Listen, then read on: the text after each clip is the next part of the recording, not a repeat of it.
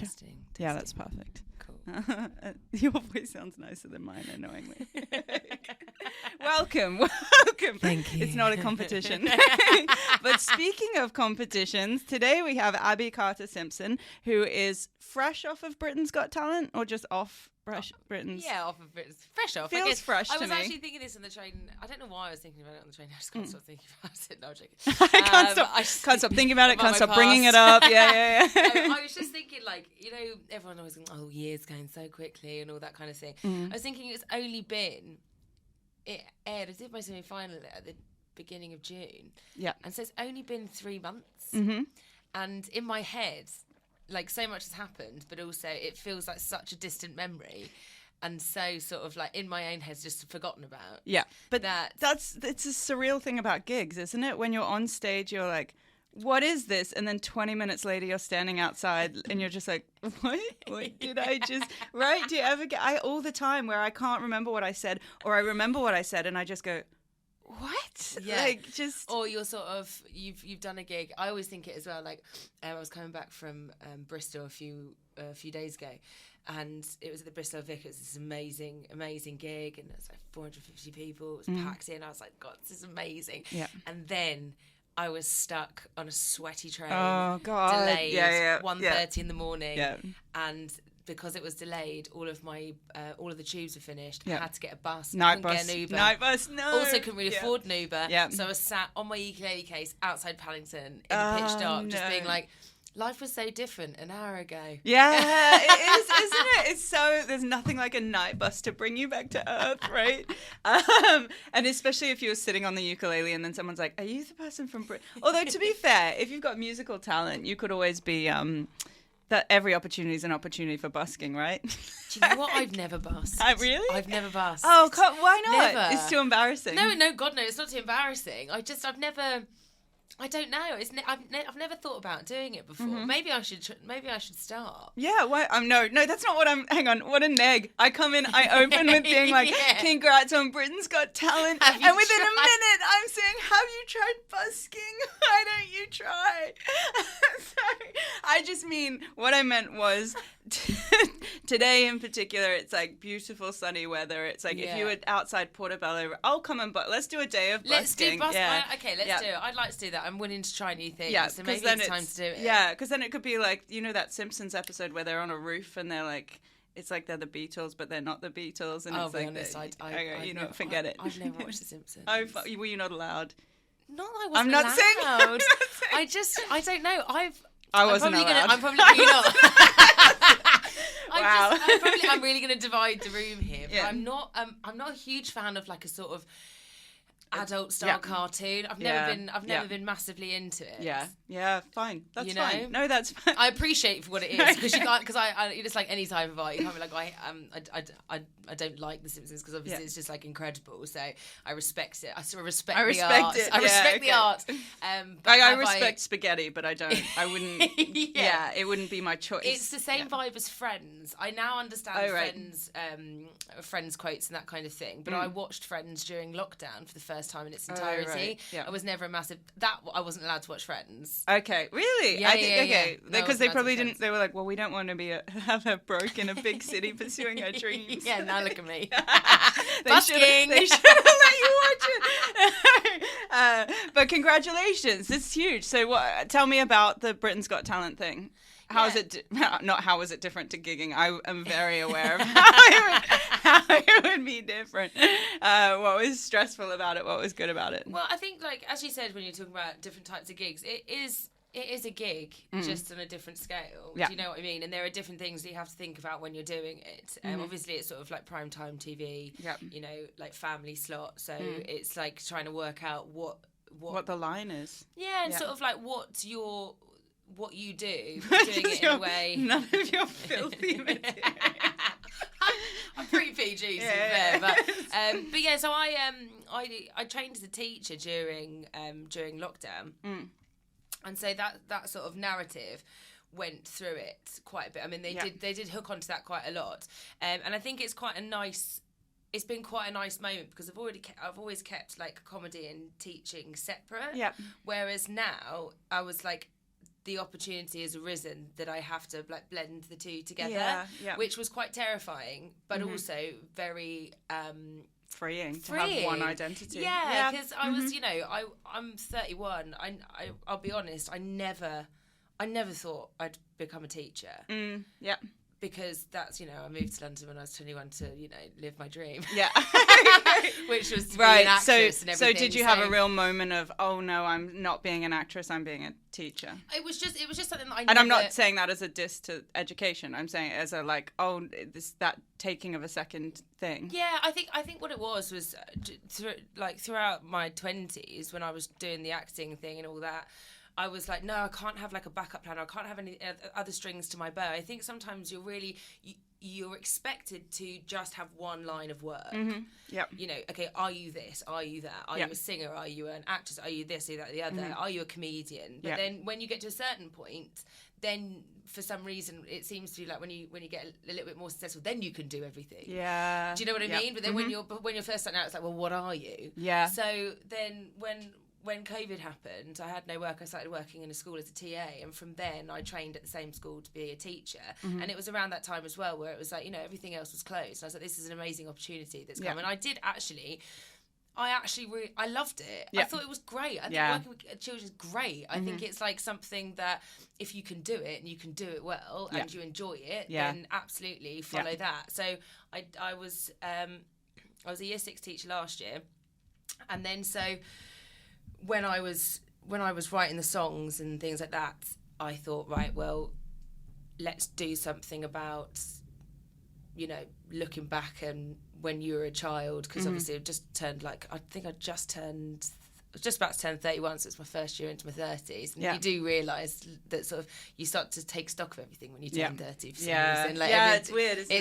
It's a real change. So it's just more, and when you're in schools every day, you do have these conversations with kids, and you're like, "What do you want to be?" And they're like, "I'm gonna be a footballer when I grow up." And it's like so sure. Yeah. And then it's like that beauty of when children are younger, and they're like, "Yeah, I'm gonna be this, obviously." Yeah. And then you get older. Because I just said it. Yeah. I heard a kid on the tube the other day, and he turned around to his mum, and he just went, "I am the best chewer." And I was like, I love the confidence in that, and such a natural scientific thing that we all do. But I'm the best at chewing. Yeah. I don't know whether you're aware, but I'm the best at chewing. So I wrote the song for that, and again, I just saw it as one gig. I was sort of approached to do it, and then went and did the first edition in front of the judges. It went amazingly. Yeah. I've done a little bit of reality TV before, years ago. I did a singing competition, so I sort of knew the setup of what the day was going to look like, because it can be very daunting. There are cameras on you all the time. You get pulled into rooms to do an interview.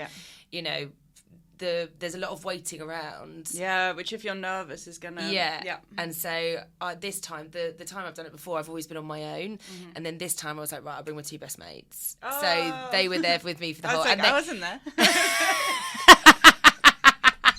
You didn't reply to my text. I was crying. You mean the top 2 mates that were available on that day? I'm going to have so many people listen to this like, the hell?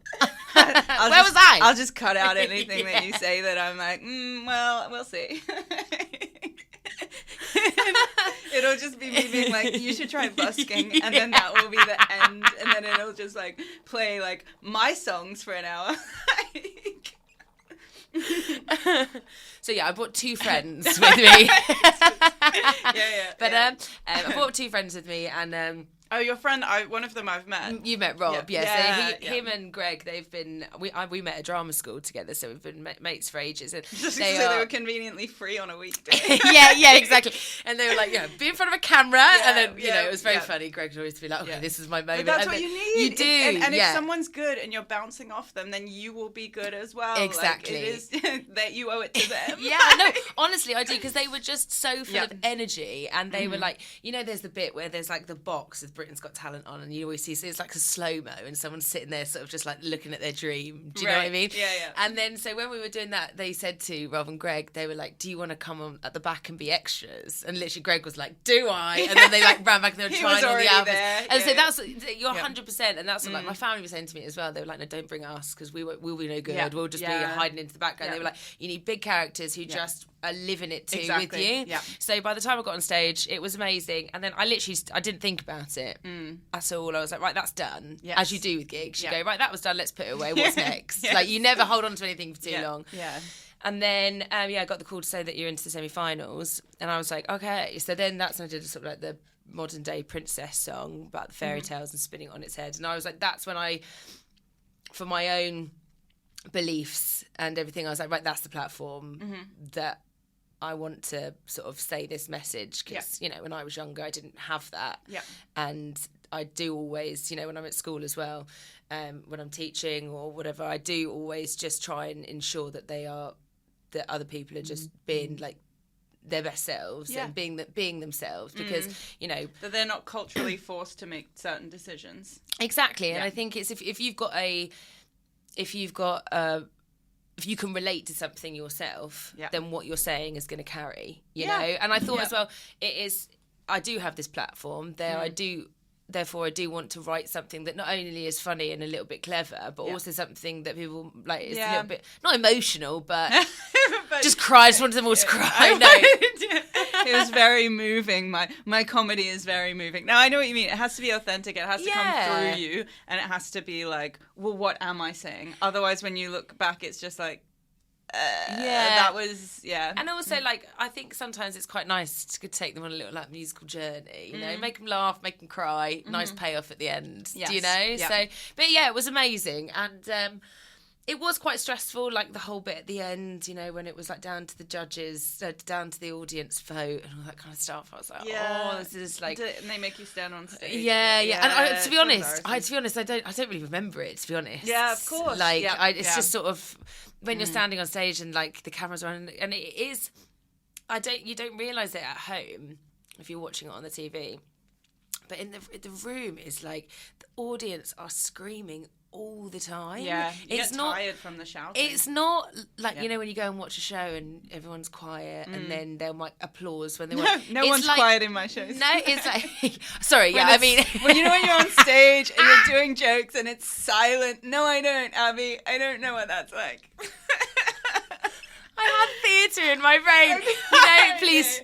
I prefer my comedy shows to just be silent and quiet. Yeah, exactly. And I can just get on with what I need to say.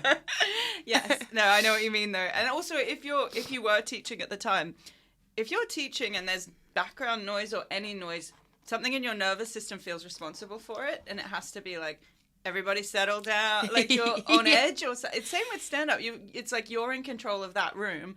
So as soon as something starts going, you're just like, what are we? Hang on, are we? And it's sort of reflexes as well. Like I was thinking when you said about teaching, like it is sort of reflexes of making sure, because it does distract you. Yeah. In any teaching that you do, it does distract you if someone's doing something over there. So you have to be like quick with the reflexes. Because I do actually believe, you know, there's lots of stand-ups who used to be teachers. I genuinely believe they do work hand in hand, because 100%. you have to be in like control of the room. Kapow, stop. Yeah. Do you know what I mean? And you have to be responsible for the energy. You have to sense when it changes. You have to be like trying to create a community. Yeah, vibe. It's true. Yeah. So they do sort of, they complement each other. But it was a great experience. I've heard horror stories about about things like this. You know what I mean? Any type of reality TV show. Yeah. It can not go your way. Yeah. And if you bombed, there's no nice word. No, that's not, isn't it? If you didn't do your best. There's no way they would have been like, well, we won't air it. Like, that's the pressure. I think, no, they do. They literally like, they do say to you before you go on, they're like, just to let you know, we can use whatever we film. Why would they say that? What a psych out. Just to let you know. Just to let you know. I mean, you know, they're covering their own backs. So, you know, the fact that it went super well, got great comments. Yeah. To me, I was like, that's fine. Yeah. You know, I did have a bit of, the day after, I was a bit sort of like, I think I was just... like a vulnerability hangover. Adrenaline hangover. Adrenaline hangover. And I was just like, I think because it was so close, and you do always think, right, okay, maybe this is the one. You know, and like with an acting background as well, you can really boost yourself up to try and really talk yourself into something. Yeah, everything is the break or the moment. Absolutely. Or the this. And even though in the back of your mind you're like, I know hundreds of other people are auditioning for this, like in your head you've also like spent the paycheck and like decided what you're going to do for the next year 100%, and all that kind of stuff. So so the next day I did sort of like, there were a few tears, but only I think I just was sort of, as we were saying, sort of like adrenaline hangover, but also I was like, right, I really need to think about this, because this is like, for me, it was a real like sort of fork in the road. I was like, after COVID and everything and becoming a teacher, I was like, I either give this a really good go now, and I just put my all into it, and I think about nothing else, and try and make the arts, that big bracket, everything I do. Or I carry on teaching a class, because I'm a good teacher, I'm good at it, so I can make a career that way, or I can carry on. And so I decided I'm going to carry on trying to do the art. So I'm teaching music now. Okay, at the same school. So, which again is nice. It's sort of like tying in with what I've trained in. I don't want to be rude. I already have. Actually, no. Go on. It's like but do you do other? I only know you do the ukulele. Do you do other instruments, or is primary school music like the ukulele and the recorder and that's it? I'm not trying to offend you, but like, why would you offend me? I don't write the curriculum. No. So basically, the new musical instrument in schools is the ukulele. We have a ukulele wall in my school. Oh, actually, that is right. Okay, right. Yeah. Oh, cool. Yeah, okay. So you teach them, and singing, your voice is an instrument. Yes. So singing, ukulele, drums, like sort of djembes and things. Great. Oh, that's great. Yeah. Okay, cool. So I'm doing that part-time, which means I've got more time to go and run away and do gigs. This is the thing. You think, like that thing of that, idea of like, first of all, I think you would have cried the next day as well, because your body, if you get to like naturally like excitable about something in your brain chemistry is like, she can't perceive threats anymore, we need to bring her down. And as the excitement wears off, what your body is doing is also making you even lower by being like, we need to calm this person down. And so it becomes like such a dip, like so that all the time. No, it's so true. I was like that phrase, burnout. No, not for me. Great. No, You've just done Edinburgh, please. Literally 2 weeks ago, and honestly, the week after, I was like, what is even the last show, I would start sentences and then just be like, oh, what did I just say? I know, I just wild, can't, isn't it? Yeah, because I did BGT, and then like it served its purpose. Because I did Glastonbury straight afterwards, which was like amazing, obviously. So I did that, and then at school at the same time. It's very funny as well, because the way sometimes it's seen on TV, a load of people ask me afterwards, they're like, so have you left school? Oh, like the next day. Yeah, I quit. And I slapped the principal in the face. I was like, sorry, what do you mean if I quit? Yeah. No, I work. I'm working, like, I can't just say, year 6 as well, they're going into year 7. They've got their SATs to do. Do you imagine? Bye, guys, I'm off to follow my dream. Yeah. Go enjoy yourself. Forget about it. You know what I mean? Like, no, I haven't left my job. I literally was back to work on, it was during half term, I was back to work on Monday. And yeah, so it was that, and then Glastonbury, and then it just didn't stop. And then so at the end of the year, at the end of the school year in July, I a week. I was in bed for a week. I could not. Nothing worked. I was like, and this it's is like too every much. muscle, and you just go, I've got like, you're finding out about like muscles in like your calf, and you just go, I've never felt this before. Yeah. But then I also think that's, I think with that thing of like, I don't know, I think the thing about it, even if you were like, oh, I won this and now I must just quit my job the next day, I don't think necessarily the healthiest people are the people that are dumped in something really quickly, right? Yeah, I think it's like that. It's just going about what you feel comfortable with. I've enjoyed the way it's gone, because I still feel like I've got freedom to sort of explore new avenues. Yeah. And like I was saying before about sort of putting yourself into one area, I genuinely believe that you can do as many different things as you want to. You know, we're all different things. You can be a singer, you can be an actress, you can be a comedian. I don't think that you necessarily have to do just one. Yeah, you know. And I would say everything I learned, the skills I learned for film, more so I learned from teaching film than I learned from being on film sets. Like, being on film sets more, I learned, like, you're a girl, you mean nothing. whereas, you know, if you're teaching something, then you have to be across it to a certain point. Yeah. Absolutely, and it opens up so many doors. And as you were saying about teaching film, when I was doing Britain's Got Talent, it was as if all of the different experiences that I've had all helped that one experience. For example, like you said, working in film. I've done some TV, worked in front of cameras, you know, done some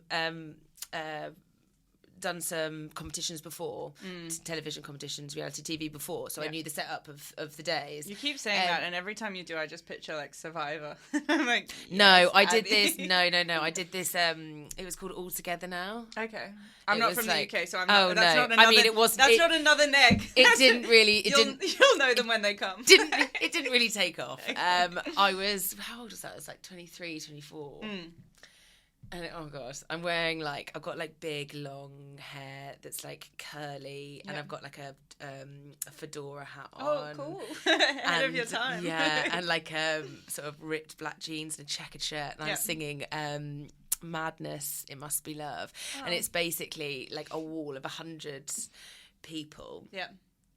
And they're judging you, and Jerry Halliwell was in it. Rob Beckett hosted it. Yep. And so if they like the song that you're singing, they like your performance, they stand up and sing with you. Oh, what? That's okay.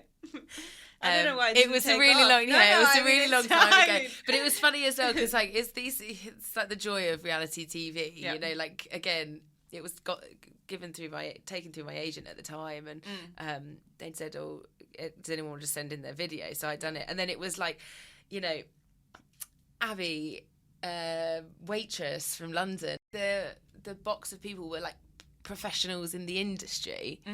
Yep. But then it was like there was a few of them, and I was like, I was in drama school the same year you were in another drama school, and like I've gigged with you before, and do you know what I mean? There's, you know, but that's where you get the kind of dismantling of the idea that there's a system where someone's above you, and so like is when you get the opportunity to work with the people that you're like, oh, you're just really mean. Like that's what.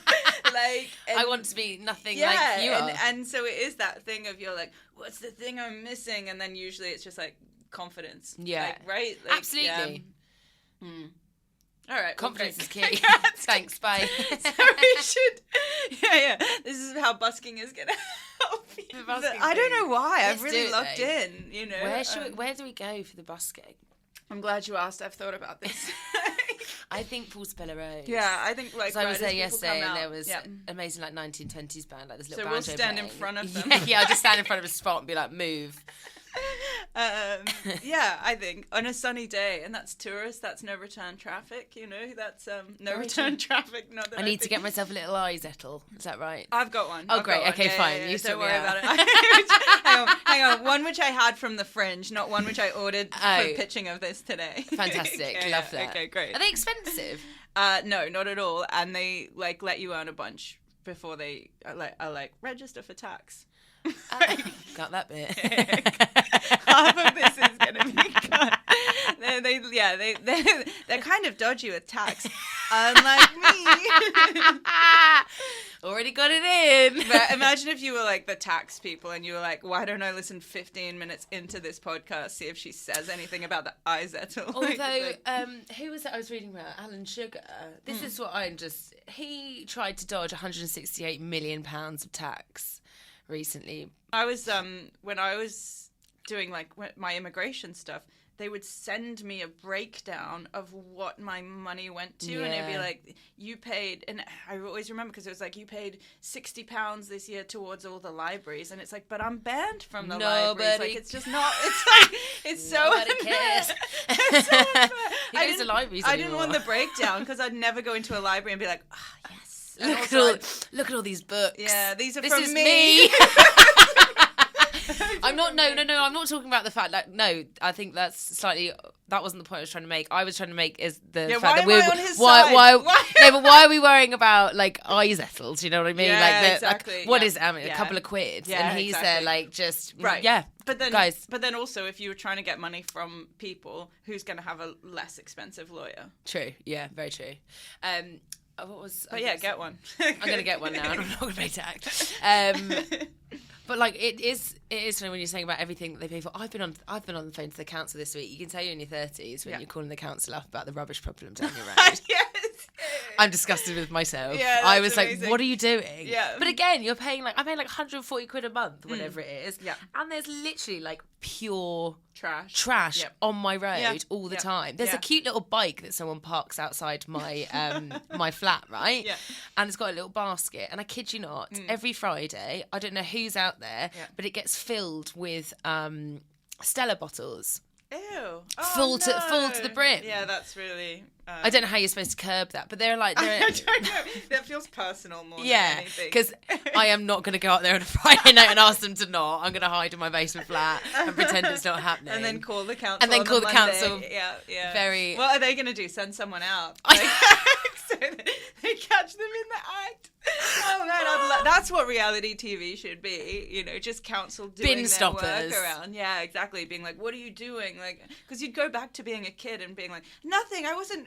Like. Yeah, I just sort the bins out, please, London.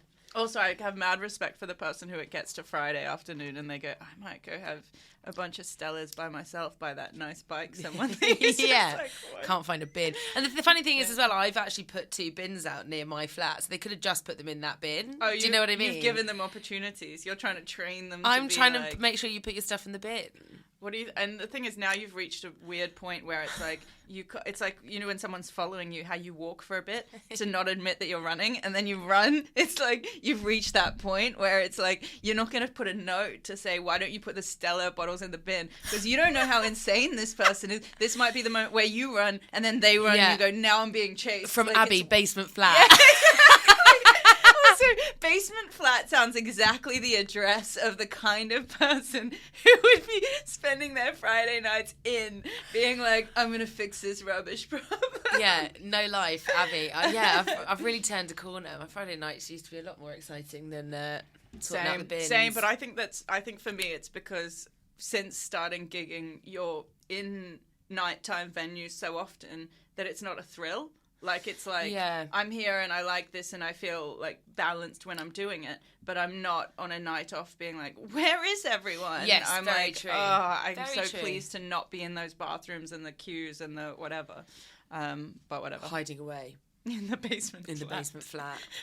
Watching Robin Hood, Prince of Thieves, like I was doing yesterday. Good. Yeah. Yeah. I That's cried. a nice Friday. I cried. Yeah, that's fine. Yeah. That's fine. I respect that. All right. Tell me about the film that you have chosen. Okay, the film I have chosen is the film adaptation of Tick, Tick, Boom.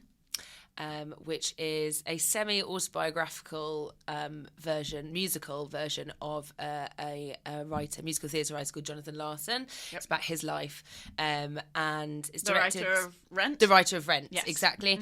And it was directed by Lin-Manuel Miranda, which is, again, I think he's the best thing that's ever happened to musical theatre up to this point. I was like, before you said up to this point, I was like, aren't you a thing that's gonna happen to musical theatre? She's still waiting for that to even happen. Up until this point. That's a neg. Leans forward and whispers, but something else is coming soon. Please put me in a show.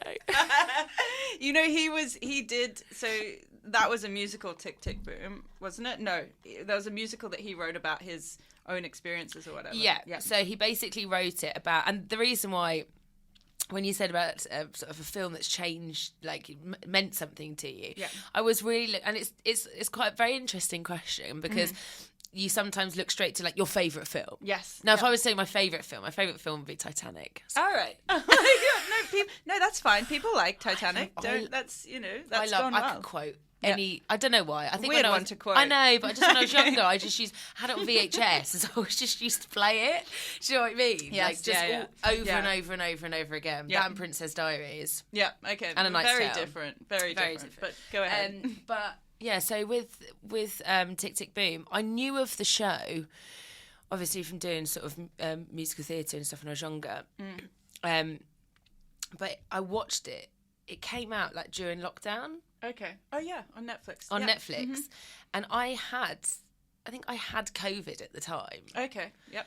And it was set in like 1989 to 1990, close to 2020. It was about some guy and his mates who were all training in like the arts, hitting 30 and being like, yes, okay, it's now or panic. never. Yeah, it's now or never. Mm-hmm. You know, and so I just like I was re-listening to the songs over the last couple of days as well, and just it's so apt for now, and I think it's a beautiful thing that this was written way back in the 80s, and it still is exactly relevant now. All of his lyrics, everything. You could put yourself in that situation. So I remember sitting there and just being gobsmacked. Abby, waitress. Yeah, because he's a waiter. Yeah, he's a waiter. He's Do you and know? He's writing a musical. Yeah, he's writing a musical, and then his best friend goes corporate and gets a really well-paid job with that. And my best mate Rob, he trained Top with 5. me. Your good friend. My friend, Rob. good pal, acquaintance, Rob. We don't have to name a best. It's No, only, sorry, you pick a best film and a best. Sorry. Yeah.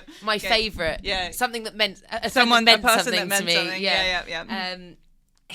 We trained together, and he went and absolutely smashed recruitment and that kind of thing. And so sometimes, you know, you can look and go, oh, maybe I should have, you know, I'm still sort of like scraping around. And the more time passes, the more friends with money, that money multiplies. Like, it's like, the more it's like, oh, the gap is getting bigger and bigger and bigger. And it's like such a strange thing in that sense to be like, and that is 30 feels like it at the time, it's all ages feel bigger at the time than when you look back.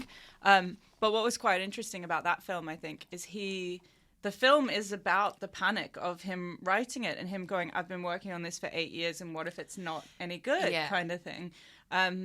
So the director that did the film, what did you say his name was? Lin-Manuel Miranda. He played the character that Andrew Garfield plays, that lead character, in a Broadway version of it when he was younger. Ah, okay. I didn't know that. Because it was a musical first. I'm trying to think. It must have been. So I think it was a combination. There was a musical version where what was his name? Jonathan Larson. Jonathan Larson wrote and performed a musical at the same time as he was writing Rent. And then they took some of the songs that were unreleased and some of his songs from that musical and some from somewhere else, and kind of mashed it together. Artfully made it together. But actually, what was interesting about that as well is it is about him, the central character, being like, "What if I'm not good?" And these are the gaps, and things are getting harder and harder and harder. What was interesting about that was the director said that when he made the film, they got everything in place, and they were like, "We're going to do it." And then COVID happened, and they were just like, can we film? Can we? And everything kept changing. And I love when a film parallels the making of the film. Like for them to have to go through the struggle he went through of like, will this be anything? Will it not? Etc. And on top of that, Andrew Garfield couldn't sing. He couldn't sing back then. No, he had no singing experience. And they approached him about the role. They saw him on Broadway, and he said, they said, can you sing? And he said, when does this shoot? And they said, it starts in a year. And he said, yep. Yeah, I can And do so it. he would have gone through that same self-doubt that is the narrative of the central character, that also would have been the narrative of that first-time director being like, can I make this film? Can I do this justice to all of those things? And further, this is the inception of parallels. Further to that, it kind of parallels with what you said at the start about he was a waiter, or like I was Abby and then I was painted as Abby the waitress on this reality TV show, and it was like, well, this doesn't look like that. Well, beautiful. Anyway. No, it's beautiful. It is, and I think that I've just never watched something that you go grabs you like and just the whole thing. And then obviously there's the sort of bittersweet thing about Jonathan Larson is the fact that he wrote Rent. About the AIDS pandemic in New York. It was his biggest, it was pretty much as if what Tick Tick Boom is talking about, that was kind of it. And he died on opening night before he could watch it. So he didn't even get to see the art that he'd worked so hard for. And there's just so many things in it that I think there's one sort of strand in the film as well, which as like creators and people in the arts, it's something, a lot of his relationships sort of broke down, I think, right at the end when he's about to do his pitch in front of Stephen Sondheim, another amazing musical theatre writer. Hang on, I've got one more fact for you about it. Stephen Sondheim is... in the film, there is a voicemail that is him to Andrew Garfield. So that is the real Stephen Sondheim I'm saying their name wrong maybe, records that voicemail, and it's based on an actual voicemail they had that he sent to Jonathan Larson, and he listened back to the original voice note, and it said something like, I got a feeling you're going to be hugely successful or something. And the real Stephen Sondheim was like, oh, could we change that for the film? I'm a bit embarrassed. So like something like that. I love that. But yeah, no, go thank on. you. Yeah. It was saying, you know, I think I can't remember what it was. Maybe it was a birthday or something, but he missed something huge for a friend. Yeah. Because he needed to get it done. Yeah. And I think that's something as well, like I've definitely experienced in my life as well as, you know, relationships have broken down in the past forever because you've got this incessant dream of doing something and you're like, that's the most important thing right now. Yeah. And there's a feeling of time slipping away, which isn't necessarily, you can say leading up to 30 it becomes a panic, but I think even when you're young, there's a sense of like, if you've got ideas and you're trying to realize them, it always feels like time is getting away. I think it's as well, it depends on how long you've been doing something for as well, because you know, when I was watching Robin Hood, Prince of Thieves last night, I was looking at Alan Rickman, and you know, he got his first gig in Die Hard when he was like 41 or something. But he'd trained as a graphic designer beforehand and had this amazing design company, and then switched careers. So that might be. I think he did train in acting, but he's had something in between. But I think if you've been doing something from like, I trained when I was 18. Yeah, do you know what I mean? And so you're like. That's when you look back and go, I've been doing this for 13 years. Yeah. That's when I think that's when the panic starts to hit, starts to get in, because you're like, right, I need to like change it up, or like, what do I need to do in order for this, or where is my life going? Or, but then if you took that away, I completely agree. But if you took it away, you could do that about anything. True. You know? No, you do that. You do that when you're like 14 and you're like, why don't I have a boyfriend yet? And it's like, because you don't need one. Exactly. Because it's a waste of time. But it is that thing, and what you experience of him in it is his idea of time running out. Yeah. And if you think about him, you know, passing, he never settles into the kind of enjoyment, and exactly that line from the film where they say, are you being dragged by fear? And he was like 100%. Yeah. And it's like, it's kind of a shame in that sense, where if you think as you get more used to doing something, like if you think about, you know, when you first start gigging, stand up only, I mean, the first time you do badly, it's like end game, because it's sort of like you're at every step of the way, you're looking for evidence that this is the best decision or the biggest mistake of your life. And it's like, because it is embarrassing. It's embarrassing to do something creative, and it's and then it's embarrassing to have to speak to people about it when they're asking questions and you don't have the answer for it. Like, but to me, it's the opposite. Once you can settle into it and just be like, this is the thing that I enjoy. Yeah. Like no one would ever be 100%. Like, no one ever about any other thing that brings you fulfillment is like, yeah, but what do you do at the gym? Yeah, how much is it costing you? And like, I think, you're so right. And if you are, and you do have to enjoy it, because you also have to. I was thinking this. I did a gig 2 weeks ago, and I was not feeling well. Yeah, and that really it makes a difference. It really makes a difference, because you have to go on stage and be like. And as a comedian, I'm very sort of upbeat and then so all of a sudden I'm like, I don't want to be. I feel really sad. Yeah, and it's like I'm really upset right now, and if anyone's going to like look at me in the wrong way, I'm angry. I'm thinking in my head, you hate me. Yeah. Do you know what I mean? It's like that self-doubt. But so you have to really enjoy it, because then those days when, and that was a massive learning curve for me, because I was like, now I need to learn how to. I need to, like acting, I have to learn how to dig deep and recreate me being happy.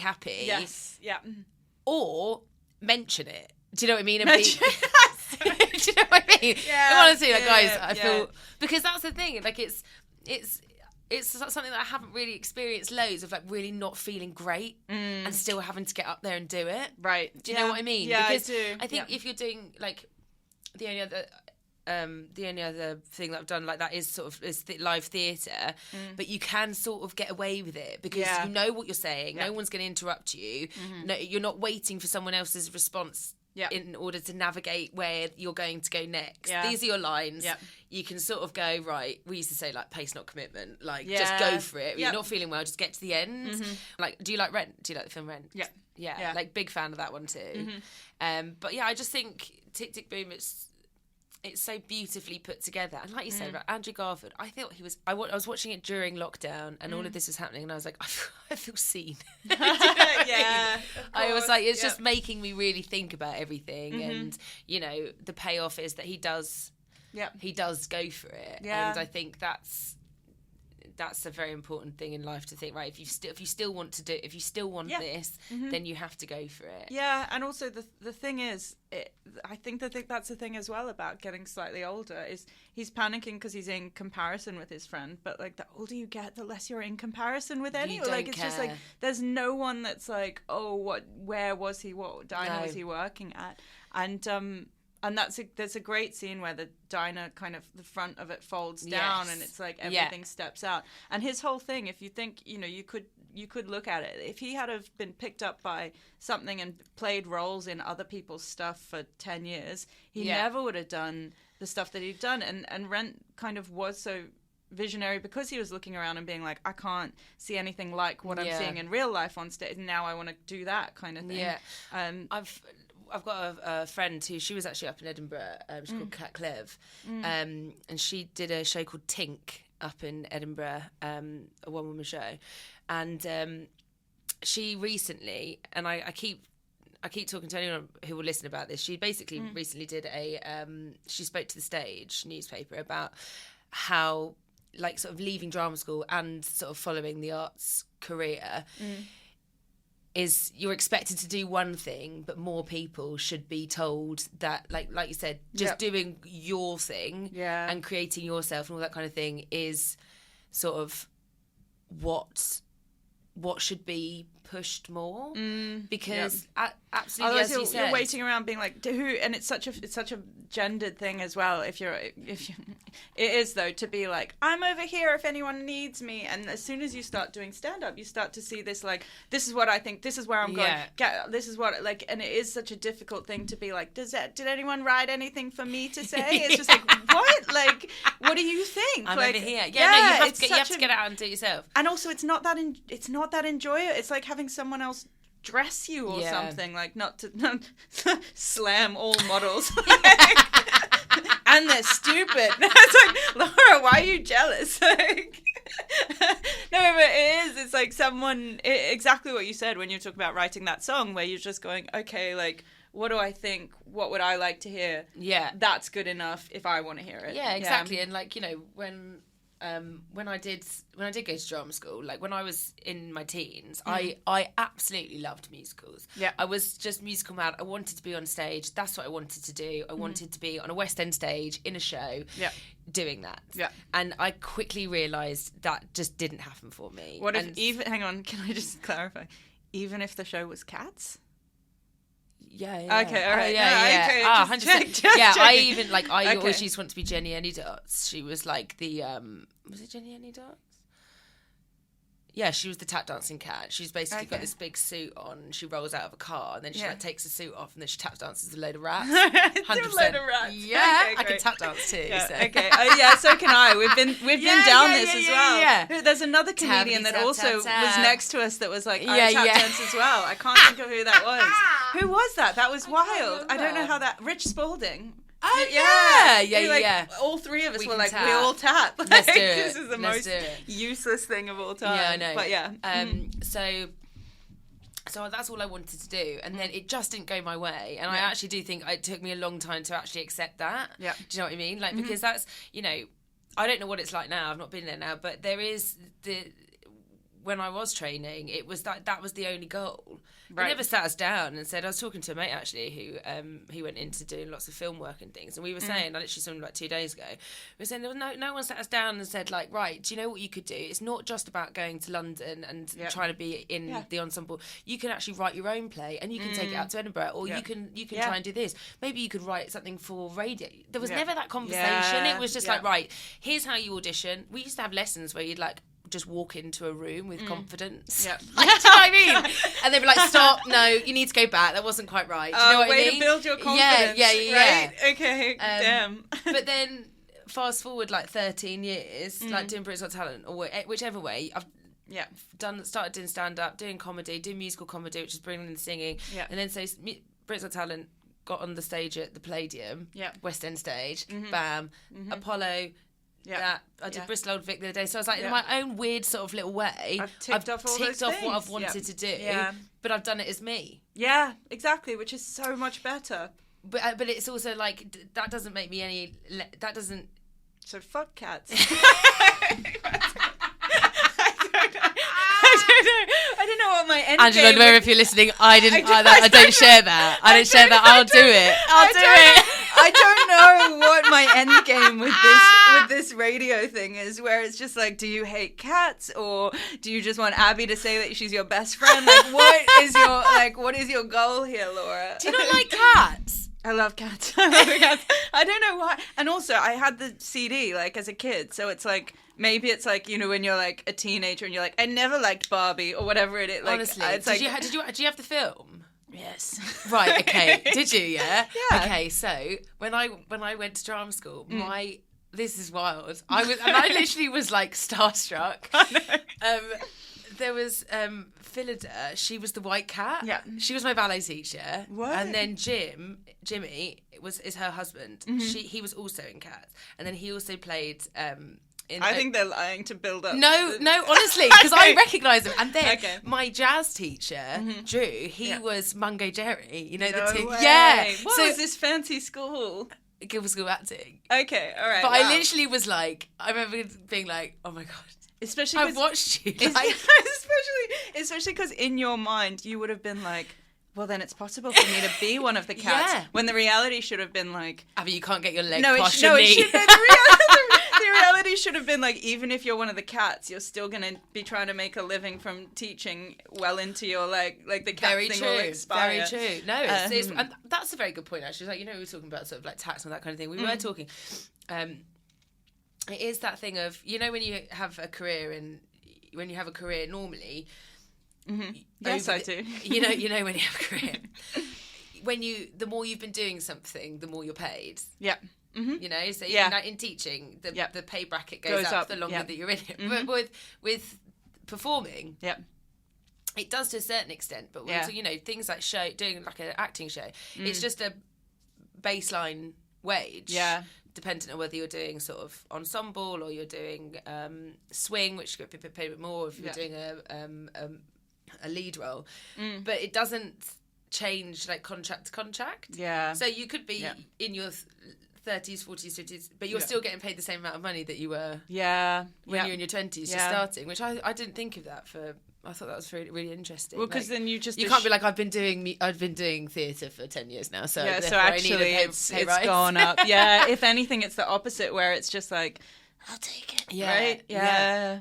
Because I guess it comes with status, doesn't it? The more you're known. Yeah. Because if you're do you think that's made a difference post Britain's Got Talent? Do you think it's easier for you to be like, this is what I want to do, or not at all? No, that's just exactly. But like, you know, if you had to write a musical, what would you write? I would write a musical. I would probably write a musical about the teaching profession. Yeah, but there's nothing like that. True. No one did it. Please, thank you. I'll cut that bit. I say, there's nothing like this. The tax guy is like, this is my ticket out of tax at last. Teachers and the Tax Man. Yeah, Abi Carter Simpson. Great. Okay. Actually, that's what I was going to say. The final thing on that film was that when they spoke to it, his sister, Jonathan Larson. Johnny Lar. Jonathan Larson. Or John to his friends. John. What happened was, it was John's... J-Dog. J Dizzle's sister was heavily involved in the making of that film, and every time they'd bring her different stuff, she would say, just keep working on it or something along those lines. And then they all had the kind of unified idea that they wanted it to be about his life, not about his death. Which is great. I love that. Yeah. It is... I think I'm actually going to watch that tonight, actually. I've decided. I'm going to rewatch. In the basement. And cry. Basement flat and just peering out and seeing if there's any people drinking outside my flat.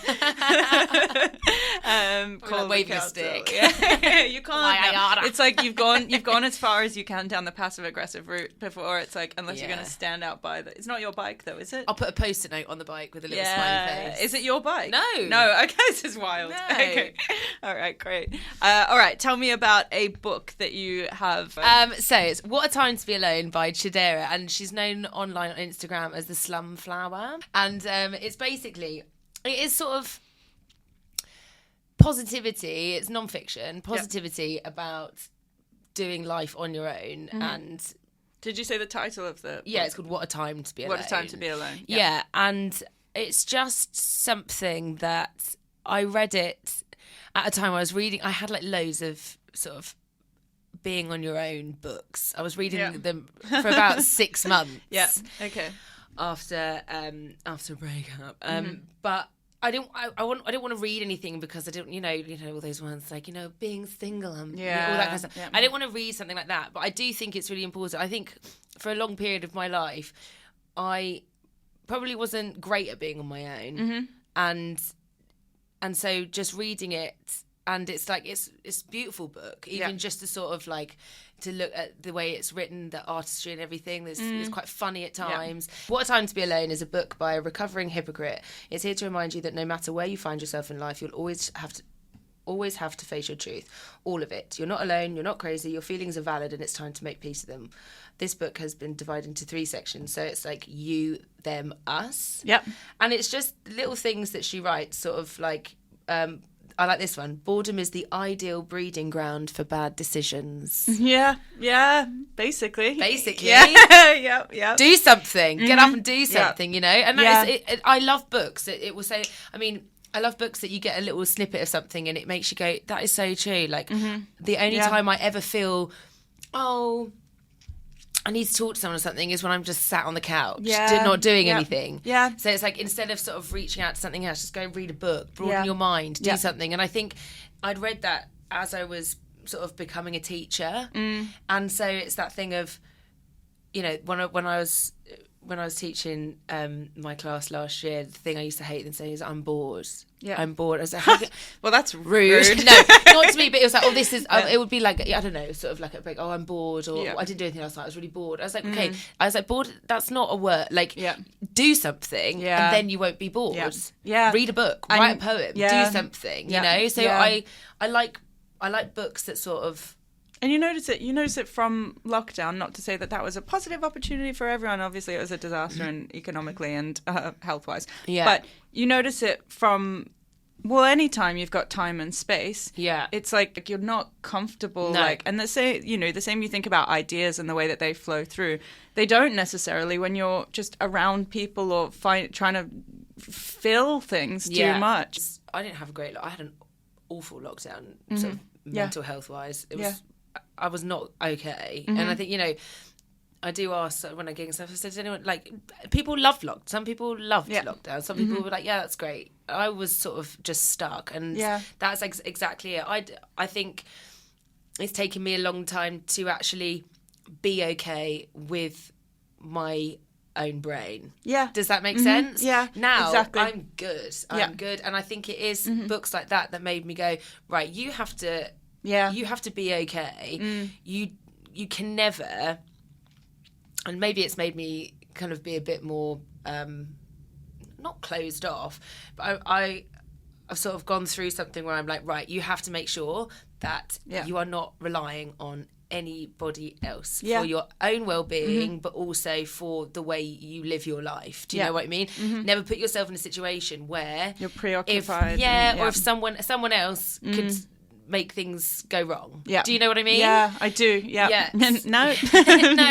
No, that's perfect. People are always nice to me. But I think it's really important. But I guess that kind of marries with what you were saying earlier, and it does again with the film that you chose in terms of he is like, when I get this thing, I will feel this way, Yeah. right? And if you think about it, if you have a lockdown that's happened, say, at the cusp of when you were going, okay, I've been pursuing this for a long time, maybe I need to be... if you're putting pressure on yourself to decide one way or another, then actually... time spent alone would be time not busying yourself trying to get towards the thing you need to do, whereas actually it's kind of the flip of that, where like once you relax and are like, this is who I am, things sort of come to you a bit more, don't they? Exactly. And it is that thing of, you know,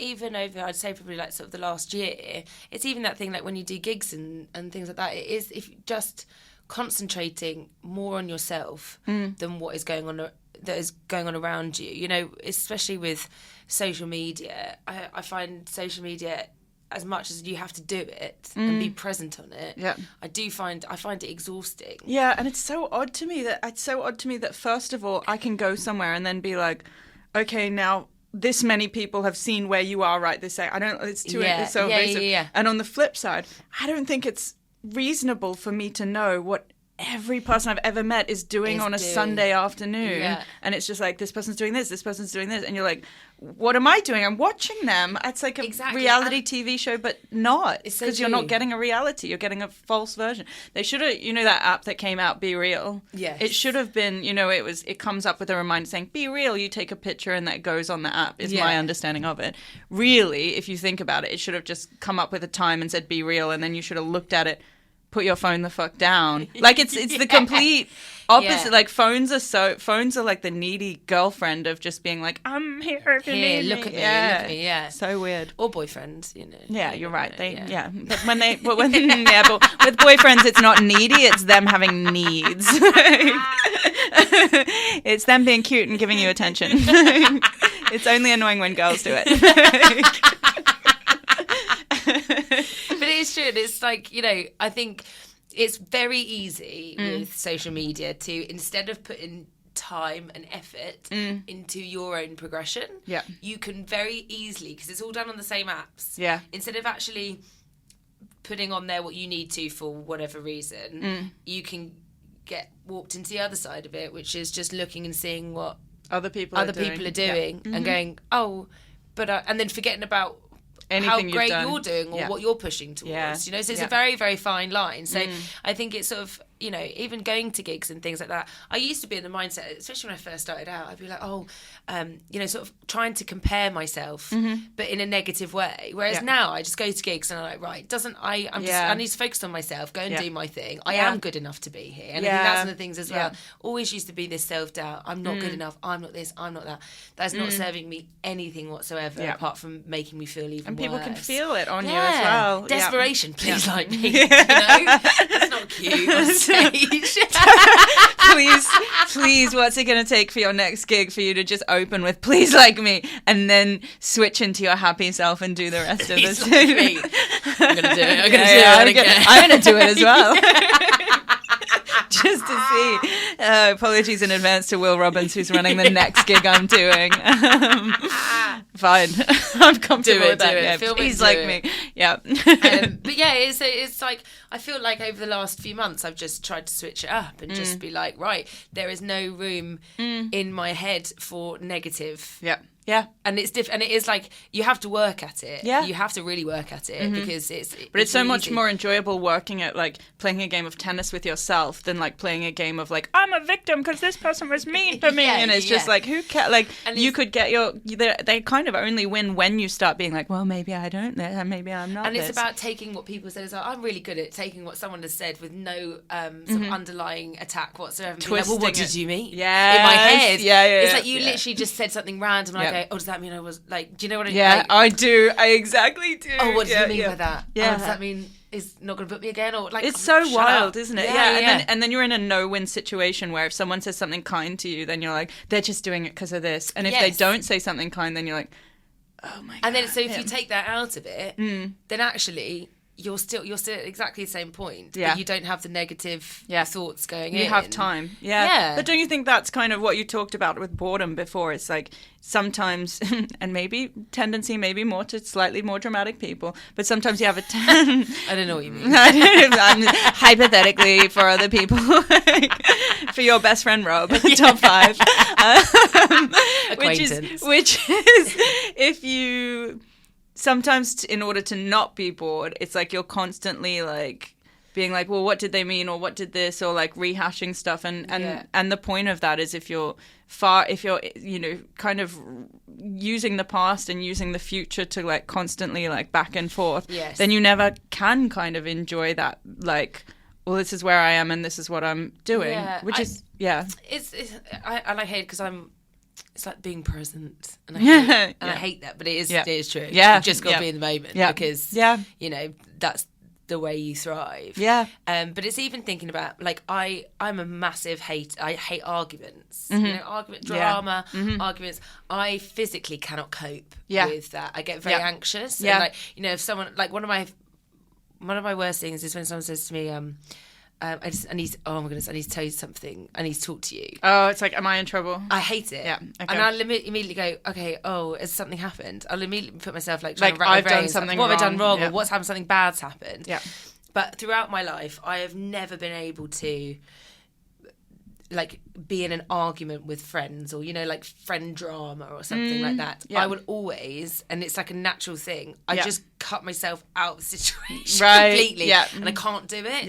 And I think it's exactly the same. I used to gaslight myself and be like, maybe I'm in the wrong, or maybe there was a miscommunication, and it's like, no, there was. Why don't you just? But if you think about it in terms of conflict, can either like bring you closer to someone or push you further away, depending on how you resolve it. But if you don't have the conflict, then it's like you're just going to be absorbing stuff until you're like... But it's that thing of, where we say, like, with boredom. Like, I do sometimes think, like, when sort of you see friend dramas or things, they, like, last for weeks, or, like, relationship dramas, and people are arguing all night or something like that. It's like, where do you have the time? You've got other things to do. Do you know what I mean? You've got the thing is, they don't. There is a bicycle out the front of my basement flat Streets every needs to be Friday. clean. I know we've been friends for years, but no, but I think it is that thing of sometimes you create sometimes people create conflict, like, and it is that kind of like, just sometimes it is just people testing boundaries and testing that they're safe around someone by picking a fight, and it's just like you can't. It is exactly what that kind of, I assume, what that book is talking about, in terms of it saying you have to, if you're not balanced, then nothing around you will be, and you kind of have to be bored for stuff to come to you. And sort of just focusing, I'd say the message of that book, and I'd massively recommend it, it's basically about putting yourself first and making sure that you are good, and then everything else can sort of fall into play. It's about recognising like your privileges in life and using them as a positive, and using them for change and that kind of thing, and just recognising again who you are, where you fit in society. Don't take anything for granted. Because the minute that you start taking things for granted, you become self-righteous and you become all these different things. But using your time to just basically be a good person, but feel that you're doing enough for yourself. And making sure that you're good in yourself, so that you can be good around other people, I think, and not allowing other people to make to be exhausting you as well. And your resources, and it's like, and the thing is, as soon as you know you're comfortable by yourself, no one can cross boundaries with you, because there isn't a like, I better appease this person or they might walk away from me. There's more of a like, is this a reasonable request or is it not? Right? Exactly, whereas if you have that like fear of like, don't leave me by myself, then it's like, then you are going to be like, well, I'm sorry, I'm this. And actually that's like, You're like, no, actually I'm fine. And then throw it away. No, I'm good, mate. Yeah, exactly. And it is difficult. But then it is just practice like anything, isn't it? And it's like... It takes a while. Yeah. Still working on it. Like, it's a thing to do. Reread the sometimes book. It doesn't happen. Anything else from the book?